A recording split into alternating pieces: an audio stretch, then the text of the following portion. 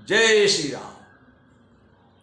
Gym कुली नित्य साधु सयानी पति देवता करम मन बानी रहाय करम बस परिहरि नाहू सचिव हृदय तिमि दारुण दाहू।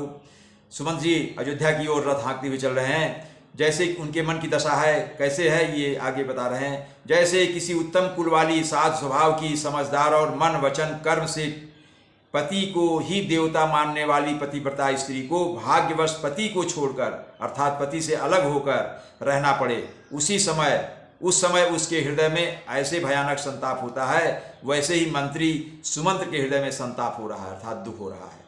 लोचन सजल डीठी भई थोरी सुनई न श्रवण बिकल मति भोरी सुख अधर लागी मुँह लाटी जीव जाय न जायुर अवधि कपाटी।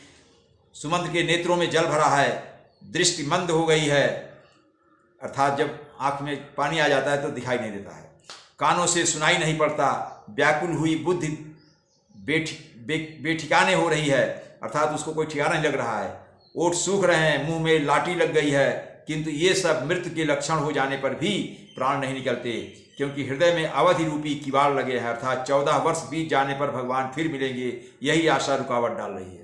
मतलब 14 साल बाद भगवान आएंगे, इस उम्मीद के कारण उनके प्राण नहीं निकल रहे हैं। विवरण भयउ न जाय निहारी मारे सी मनहु पिता महतारी हानि गलानि विपुल मन व्यापी जमपुर पंथ सोच जीवी पापी। सुमंत जी के मुख का रंग बदल गया है, जो देखा नहीं जाता अर्थात एकदम पीला पड़ गया है। ऐसा मालूम होता है इन्होंने माता पिता को मार डाला हो। उनके मन में राम वियोग रूपी हानि की महान ग्लानि पीड़ा छा रही है, जैसे कोई पापी मनुष्य नरक को जाता हुआ रास्ते में सोच रहा हो। बचन आव हृदय पछताई अवध काह मैं देखब जाई राम रथ रहित रथ देखई जोई सकुचहि मोहि बिलोकत सोई। वो आगे सोच रहे हैं, मुंह से वचन नहीं निकलते सुमंत जी के, हृदय में पछता रहे हैं कि मैं अयोध्या में जाकर क्या देखूंगा। श्री रामचंद्र जी से शून्य रथ को जो भी देखेगा वही मुझे देखने में संकोच करेगा अर्थात मेरा मुंह नहीं देखना चाहेगा। जब रथ पर भगवान राम हम ही अकेले जाएंगे और रथ पर भगवान राम सीता लक्ष्मण नहीं है तो लोग देखकर क्या सोचेंगे। धाई पूछी हई मोहि जब बिकल नागर नर नारी उतर देव मैं सब तब हृदय बैजु बैठारी। अब सोच रहे हैं कि नगर के सब व्याकुल स्त्री पुरुष जब दौड़कर मुझसे पूछेंगे तब मैं हृदय पर वज्र रखकर सबको क्या उत्तर दूंगा। पूछी हई दीन दुखित सब माता कहब काह मैं तिन्हई विधाता पूछी जब ही लखन महतारी कहियों कवन संदेश सुखारी। और आगे सोच रहे हैं कि जब दीन दुखी सब माताएं पूछेंगी तब हे विधाता मैं उन्हें क्या जवाब दूंगा। जब लक्ष्मण जी की माता मुझसे पूछेंगी तब मैं उन्हें कौन सा सुखदायी संदेशा दूंगा। राम जननी जब आई धाई सुमिरि बच्चु जिमि धेनु लवाई पूछत उतर दे मैं तेई गे बनु राम लखन भय देई। श्री राम जी की माता जब इस प्रकार दौड़ी आवेगी जैसे नई ब्याई हुई गौ बछड़े को याद करके दौड़ी आती है, तब उनके पूछने पर मैं उन्हें यह उत्तर दूंगा कि श्री राम लक्ष्मण सीता वन को चले गए।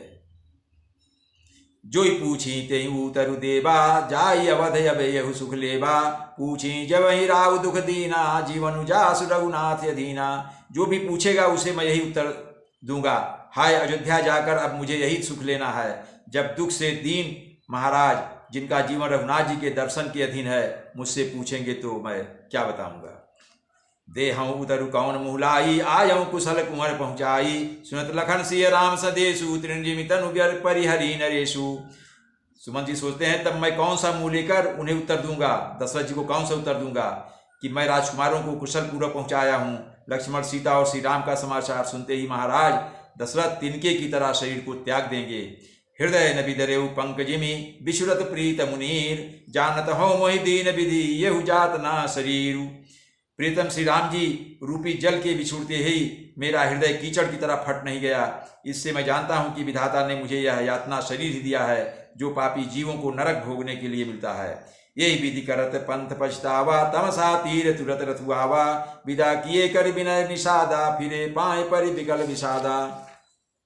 सुमन जी इसी प्रकार मार्ग में पछताते हुए सोचते हुए विचार करते हुए इतने ही कर रहे थे कि इतने में ही रथ तुरंत तमसा नदी के किनारे आ गया। मंत्री ने विनय करके चारों निषादों को जो केवट उनके साथ आए थे उनके सहायक के रूप में उनको विदा कर दिया। वे विषाद से व्याकुल होते हुए सुमंत के पैरों पड़कर लौट गए।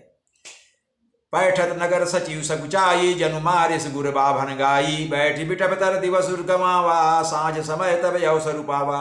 नगर में प्रवेश करते ही मंत्री ग्लानि के कारण ऐसे सक जाते हैं मानो गुरु ब्राह्मण या गौ को मारकर आए हों। सारा दिन एक पेड़ के नीचे बैठकर बिताया। जब संध्या हुई तब मौका मिला। सुमन जी दिन में जाने की हिम्मत नहीं हुई। उन्होंने सोचा कि रात में जाएंगे ताकि ज़्यादा लोग ना देखें, इसलिए शाम का इंतजार कर रहे थे। अवध प्रवेश कीनी अधियारे पैठ भवन रथ राखी दुआरे जिन जिन समाचार सुनि पाए भूप द्वार रथ देखने आए। अंधेरा होने पर सुमंत्र जी अयोध्या में प्रवेश किए और रथ को दरवाजे पर खड़ा करके वे चुपके से धीरे से, ताकि कोई देख न पाए, दबे पांव महल में घुस गए। जिन जिन लोगों ने यह समाचार सुन पाया वे सभी रथ देखने को रात द्वार पर आ गए। रथ को देखा तो आ ही जाएंगे। रथ पहचान बिकल लखी घोरे करही गात जिम यात पोरे नगर नारी नर व्याकुल कैसे निगटत नीर मीन गन जैसे। रथ को पहचान कर और घोड़ों को व्याकुल देखकर उनके शरीर ऐसे गले जा रहे हैं, क्षीण हो रहे हैं जैसे घाम में ओले। नगर के स्त्री पुरुष कैसे व्याकुल हैं, जैसे जल के घटने पर मछलियां व्याकुल हो जाती हैं। कम मछली व्याकुल हो जाती है कम पानी में। सजीव आगमन सुनत सबु बिकल भयौर निवास भवनु भयंकर लागले तेहि मानहु प्रेतु निवास। मंत्री का अकेले ही आना सुनकर सारा रनिवास व्याकुल हो गया।